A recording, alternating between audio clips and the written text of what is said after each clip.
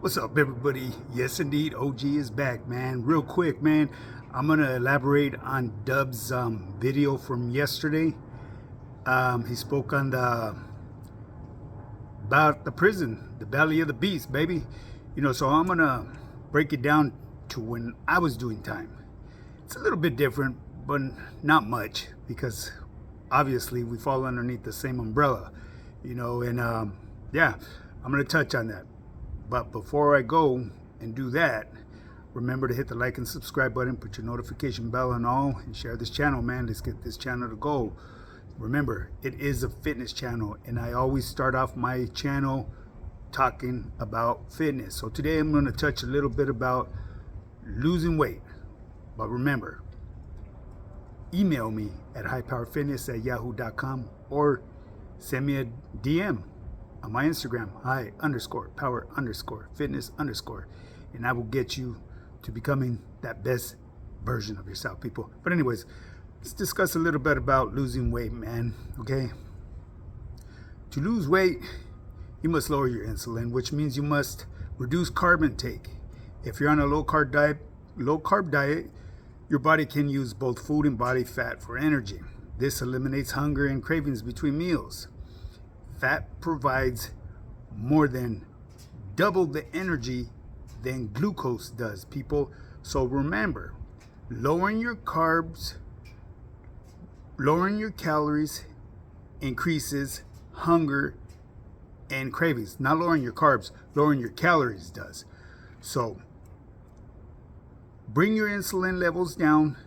That way your body will be able to utilize the stored energy in your body. Now, if you're doing intermittent fasting, okay, consuming anything that causes a spike in insulin will break your fast. This is important to know while you're doing intermittent fasting, people. Some beverages can trigger an insulin spike immediately and stop the benefits.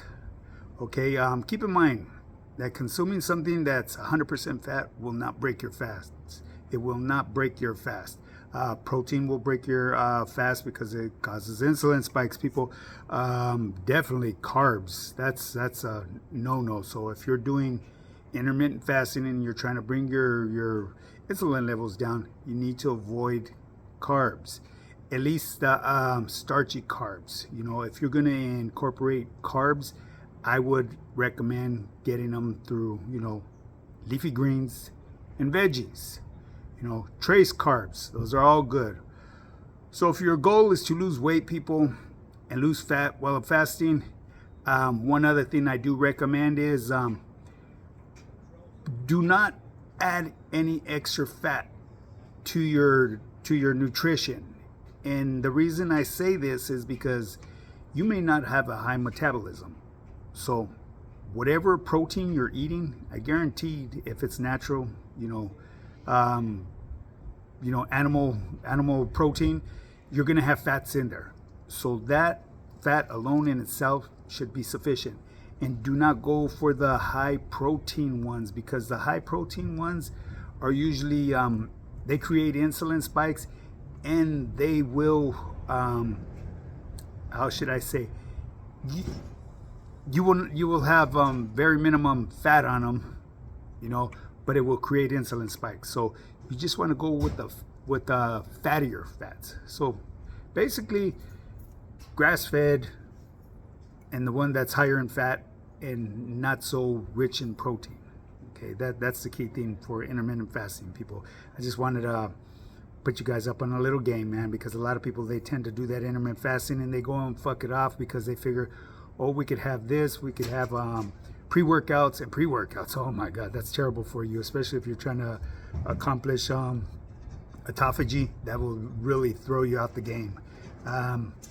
Tomorrow we could touch on that, but today, before I move on, remember to hit that, email me at highpowerfitness@yahoo.com, or send me a DM on my Instagram, whichever you prefer. And I'll get you started on your fitness journey, dialing your nutrition, dialing your workouts. Every workout will come with a video explaining exactly how to do your workout, the amount of repetitions you're supposed to do for every set, I set you your goals, and once you reach your goals, that's when you're going to have maximum results. Why? Because I've been through it. It's gotten me my results, people. You know, I have a blueprint to success, people. And if you're finally tired of looking at what you see in the mirror every morning, or finally tired of hitting that gym and spending countless hours day in, day out and not getting results, well, this is the most simplest solution you could have to your problem, is reaching out to me. I'll get you going, and in 3 months we could get you some results. Guaranteed, people. You could lose up to 30 pounds of fat and build muscle at the same time. At the end of the day, it's up to you. You may not want to gain muscle. You might just want to lose weight so you could get back into them size 34s again. I got you. You may just want to lose some weight just because you got an upcoming event, and then you want to just fuck it off after the event. It's entirely up to you. You know what I mean? You're not obligated to lose 30 pounds and build muscle or get into the shape that I'm in, because, you know, obviously it took a minute to get the way I am. You know, this is my lifestyle. But anyways, people, I'm going to elaborate now on not Mr. Gunner, Dubs.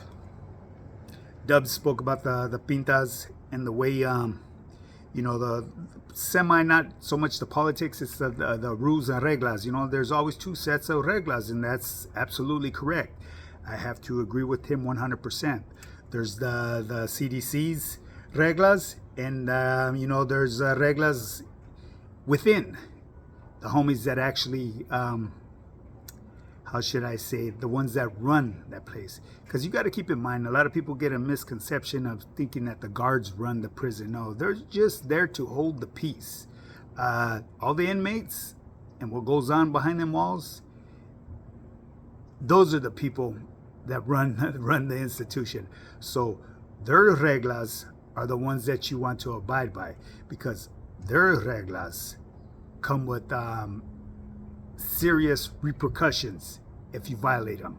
You're not going to get your visitas taken away. You're not going to get your yard time taken away, and so on and so on. You're not going to get your quarterlies taken.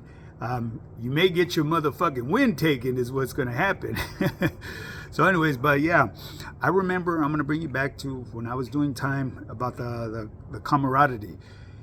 Doing time during my time and doing it up north, the camaraderie was, man, it was it was out the roof. You felt that love from one another, from the homies. And I've explained in other videos too, when you do time down south, it gets a little loose. People tend to start car tripping and shit like that. That's why when I was doing time, I preferred to do time up north. And you know, the reason why we were so tight-knit together is because we were doing time with the homies from up north, and all the propaganda that was being fed to us kept us on our P's and Q's. And for those of you that believe that wearing the paño around the neck was a trend, no. I'm going to tell you right now what that was for. I wore a paño around my neck because of where I was doing time at, and the reason is, it wasn't to look fucking trendy and sporty, oh look, más firme que wow. No, it's to protect my motherfucking neck from the persons that we were on guard against. Because when we would be walking the track, they would be jogging and they'd try to slice your neck. So I just gave you a little knowledge that you can't gain out here in the calles, because out here the homies just sport them because it looks trendy, you know. Not all of them. Some may carry that habit, you know, but it looks all right, homie. But there was a reason why we do that, you know. So, but anyways, people, yeah, I remember doing time up north. I love the fucking camaraderie. I fell into play with it right away. I was one of them persons that was always willing to, you know, be willing to do, you know, do things, you know. And I remember with the older homies, I'm not going to say what positions they played, but let's put it this way. Where I was doing time at, there was a lot of lifers, and there was people that were very influential, I should say. I'm not going to give them titles or anything. If you know, you know. These individuals were there on the yard, and well, actually, it was one, and then a few other, how should I say, I'm going to use the word that Dub says, camaradas that were on the yard. And that's one thing. A lot of these titles that are used freely here on social media and in the real world, these people don't understand the meaning of them. You know, a lot of that stuff has meaning to them. And that's why I say be careful on what you do, man, because you may find yourself surrounded by somebody that really is activo. And I'm not talking about these keyboard warriors either, you know, and you may find yourself at the tip of something that you don't want to be at. And I won't get into anything further about that, because if you know, you know. I'm just giving you guys words of advice, man. Just be careful what you say, man. You know, do your homework, or just refrain from using that type of lingo. Leave that stuff behind them walls where it belongs. So anyways, yeah, I was one of those individuals that was, you know, I wouldn't say I was shooting for the stars, but, you know, I wanted to be involved in all the reindeer games, okay? The reason why I wasn't trying to shoot for the stars is because, you know, I had a family. I had 2 young boys that were out here, and a newborn, and I had just recently gotten married in the joint, and you know, I knew that I had somebody out there, but someone from that yard, a very wise man, had to pull me to the side one day and pump my brakes for me and told me, what the fuck are you doing? You want to be right here surrounded with nuts and butts for the rest of your motherfucking life? Do you want your wife to go through the struggle because you think you're going to be here in this pinta for the rest of your life? No, this is just a temporary stay right here, G. You get caught up, you're going to be sent up. And then once you're sent up, then you know, it all depends where they're going to keep you at, depending on the threat that you pose to GP. Okay, so anyways, those individuals that were there, the older homies, the very well respected. Of course, everybody was respected, but there's levels to that stuff. And for those of you that know what I'm talking about, you know exactly what I'm talking about.